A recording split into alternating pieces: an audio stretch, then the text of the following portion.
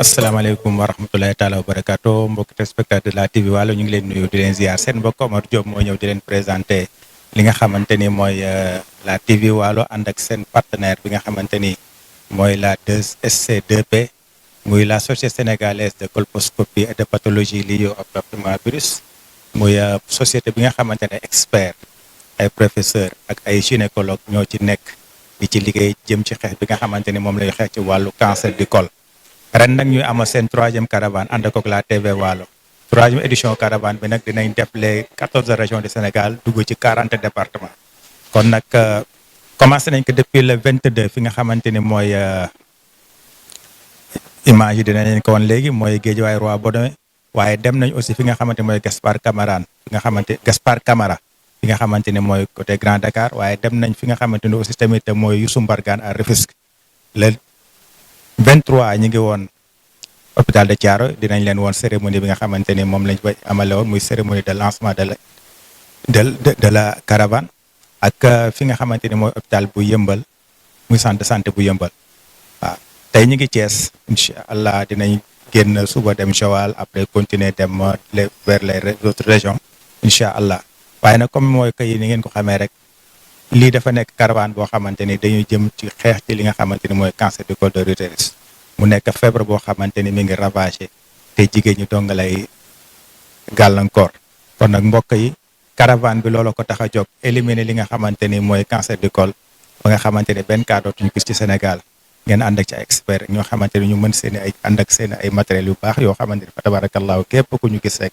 yàlla mën na la defal tawfeex ba nga tàqale koog loolu soo ko amul woon it nga santaat ko yàlla kon nag mbokk yi ñu ngi leen di juwaale rek ngeen seetaan image yi nga xam moom lañ jëlee Guédiawaye ak Thiaroye ak fële nga xamante ni mooy Yëmbal incha allahu taala jërë ngeen jëf. Tout d'abord, je tiens à remercier la délégation, la mission, de l'honneur que vous avez fait à Roi Baudouin pour venir ici. Non seulement qui est une mission de santé publique, comme je l'ai dit ce matin, c'est une mission de santé publique. Et la deuxième mission, c'est d'honorer ou bien même de rendre hommage à un des nôtres qui était avec nous, le docteur Dikoba, de son âme. Le témoignage est unanime par rapport à l'endroit de sa personne. Tout le monde a dit bien sur lui, sur elle, pour moi. Et deuxièmement, nous avons constaté que c'est un vide qui est là depuis qu'elle est partie. Et nous prions pour le repos de son âme.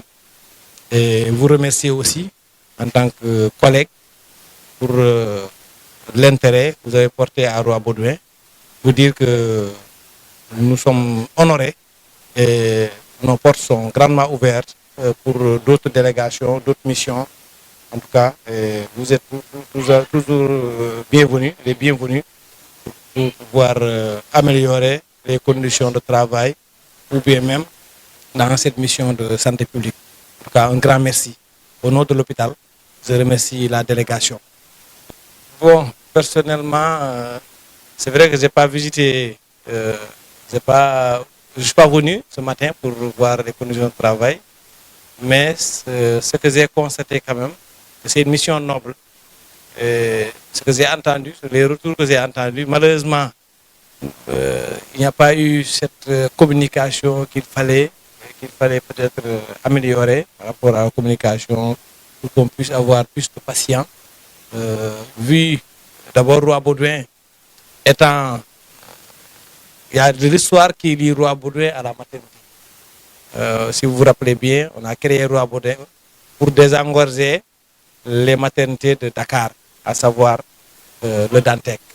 Donc la maternité constitue même l'ADN de Roi Baudouin. C'est pour cela même qu'on a créé le centre de Roi Baudouin en 1984. Donc si on reçoit cette mission, cela veut dire que on est en train même de répertorier, on est en train même de redonner le blason pour que Roi Baudouin devienne ce qu'il était durant jadis des années passées. Et c'est ça notre objectif. Notre objectif du Roi Baudouin, c'est d'améliorer la santé de la mère et de l'enfant et de relever les défis qui sont énormes quand même dans la banlieue dakaroise. Et c'est un centre très fréquenté que nous voulons vraiment améliorer les conditions d'accueil et les conditions de prise en charge des concitoyens. Pagué. Toutefois, voir tout rose, c'est voir le bon côté des choses, c'est être optimiste. Autant d'expressions pour désigner diverses facettes de rose. Ainsi, c'est dans cette même optimisme que notre deuxième édition de cette année, ayant pour thème Cancer du col et du sein, suscite notre motivation, celle d'offrir au grand public l'accès aux services minimums, permettant de prendre en charge les patients malades dont l'état de santé ne nécessitant pas forcément une hospitalisation. Notre mission est aussi d'offrir à des personnes ayant perdu leur autonomie une aide à des professionnels de la santé, leur permettant d'avoir une continuité, une meilleure qualité de vie. Nos objectifs et les activités mises en œuvre afin de la réaliser se trouvent tous dans ce contexte des droits de l'homme, le droit à la santé pour tous. Docteur Fatou Diop, directrice du Centre hospitalier national de Pékin, marraine de la cérémonie, le professeur Alassane Diouf, chef du service gynéco-obstétrique du Centre hospitalier national de Pékin, parrain de la cérémonie, Docteur Amadou Niass, PCME, représentant de Mbalo Diatiam, secrétaire général national empêché, Madame, Messieurs les chefs de service du Centre hospitalier national de Pékin, agents de tous les services du Centre hospitalier national de Pékin, chers camarades de la sous-section SISAS du Centre hospitalier national de Pékin, honorables invités, c'est avec une fierté pour moi de prendre la parole au nom de tous les camarades de la sous-section du syndicat unique des travailleurs de la santé et de l'action sociale du Centre hospitalier national de Pékin à l'occasion de la célébration d'une deuxième édition Octobre Rose à travers cette journée de dépistage du cancer du col de l'utérus en partenariat avec le service de gynécologie obstétrique de l'hôpital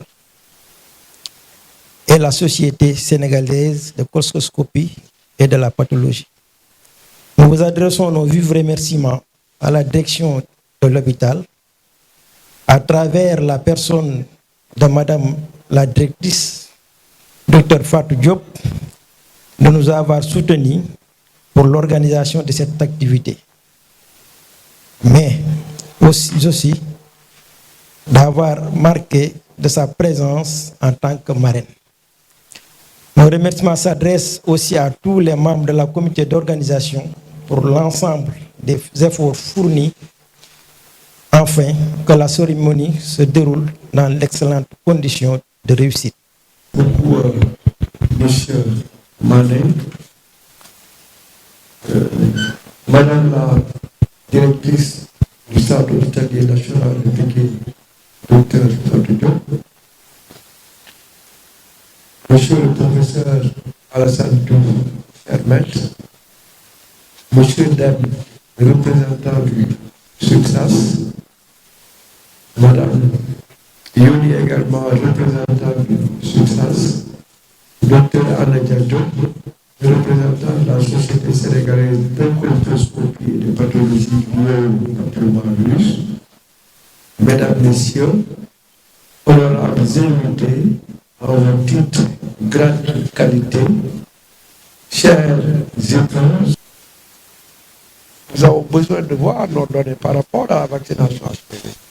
Je vous le demande solennellement, bloquez toutes les données, mais permettez-moi de voir pour HPV, parce que pour qu'elles ne fassent pas le cancer du col utérin. Si elles font le cancer du col utérin, dans 15 ans, c'est de notre responsabilité et ça sera de la responsabilité du succès. Nous n'aurions pas de données pour redresser. La deuxième chose, j'exhorterai les femmes à se dépister, à se traiter. Le cancer du col de l'utérus, c'est le seul cancer évitable. Évitable à 100%. Par le dépistage et le traitement correct des lésions précancéreuses du col de l'utérus. Vous avez la chance d'avoir à l'hôpital de Pékin des colposcopistes qui peuvent examiner le col pour voir les lésions précancéreuses. Le troisième point, c'est l'offre de soins tels que la radiothérapie et la chimiothérapie. Je vais lancer encore un plaidoyer aux autorités. Je pense dans l'axe 2 du référentiel Sénégal 24, renforcement des ressources humaines, équité sociale. Nous avons besoin de plus d'appareils de radiothérapie. L'hôpital de Pikine doit bénéficier d'un appareil de radiothérapie. Il est inadmissible qu'on traite dans ce centre des cancers et qu'il n'ait pas d'appareil de radiothérapie. Ce n'est pas un luxe, c'est un droit. Il manque juste une volonté politique. Il faut un appareil de radiothérapie. Au-delà de Pikine, toutes les grandes régions du Sénégal doivent avoir un appareil de radiothérapie. Au Sénégal, il n'y a que 2 appareils de radiothérapie pour 18 millions d'habitants, alors que les normes OMS, c'est un appareil de radiothérapie pour 1 million d'habitants. Ce n'est pas un luxe, c'est une obligation. Donc, pour ne pas trop monopoliser la parole, je remercie encore Madame la directrice pour l'accueil chaleureux et je remercie également la section SUTSAS, mon maître, le professeur Alassane Diouf. Si je suis là aujourd'hui, c'est grâce à lui. C'est lui qui m'a formé depuis le début d'internat. Il a été le directeur de ma thèse, il m'a encadré également. Lors de mon concours d'agrégation, je suis là, aujourd'hui devant vous, grâce à ce monsieur. Il a encadré des générations d'internes et des générations de gynécologues obstétriciens. C'est un homme exceptionnel qui est caractérisé surtout par sa générosité et son humilité. Nous profitons de cette occasion pour lui témoigner toute notre reconnaissance et notre profonde gratitude. Et nous demandons au bon Dieu de lui accorder une très longue vie et une bonne santé.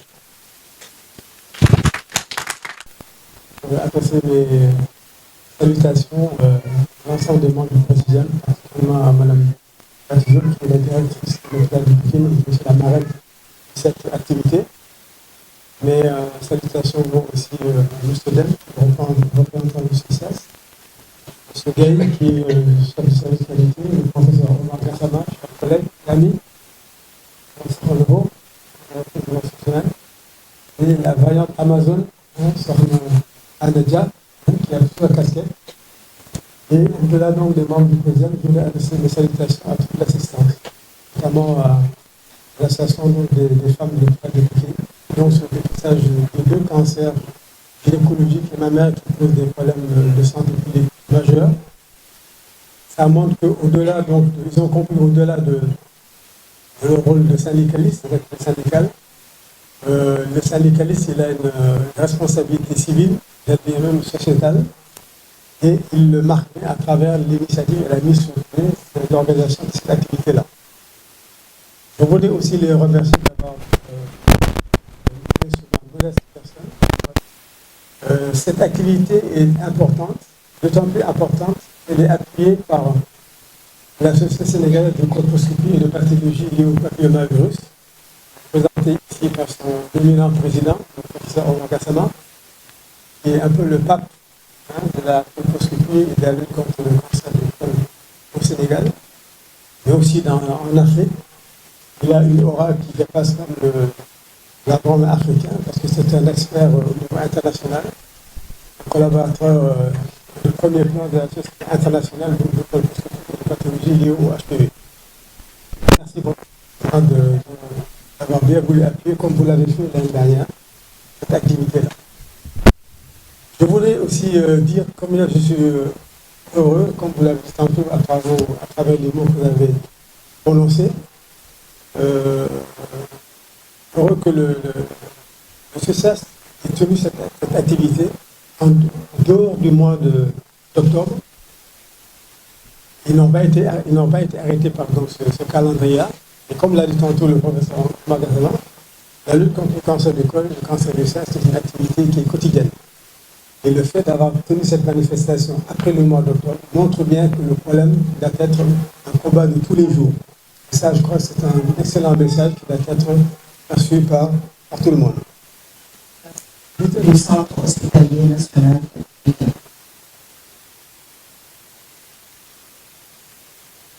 En collaboration avec le service de gynéco-obstétrique de l'hôpital, mais également la Société sénégalaise de colposcopie et de pathologie liée au papillomavirus. Cette journée, dont le thème s'intitule Cancer du sein et du col, sera marquée par le dépistage du cancer du col de l'utérus.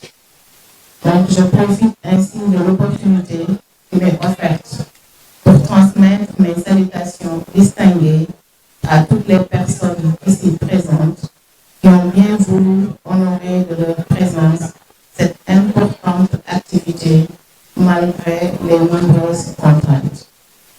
Je voudrais aussi, au nom de M. Abdoudem, secrétaire général de la sous-section SUCSAS du Centre hospitalier national de Pékin, transmettre mes très sincères remerciements à tous les membres de la sous-section d'avoir bien voulu porter leur choix sur ma personne comme marraine de cette activité. Mes remerciements s'adressent également aux praticiens, sans le soutien desquels cette journée n'aurait pu, hélas, eu lieu. Donc, je veux citer le professeur Hassan Diouf, avec toute son équipe. Il y a Dr Anna ici présente, le professeur Gassama, avec l'équipe de la Société sénégalaise et l'ensemble du personnel du Centre hospitalier national de Pékin qui s'affaire pour la réussite de cette activité. Pour en venir à l'activité que nous tenons aujourd'hui, je rappelle juste que cela constitue la deuxième édition pour dire que le SUCSAS contribue inlassablement à la quête du bien-être des personnels de santé et notamment à la composante féminine.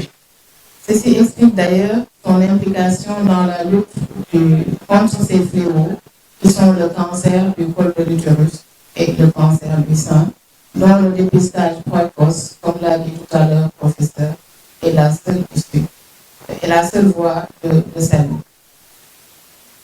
Les dernières données recueillies au 30 septembre 2024, je ne sais pas si ce sont des données fiables.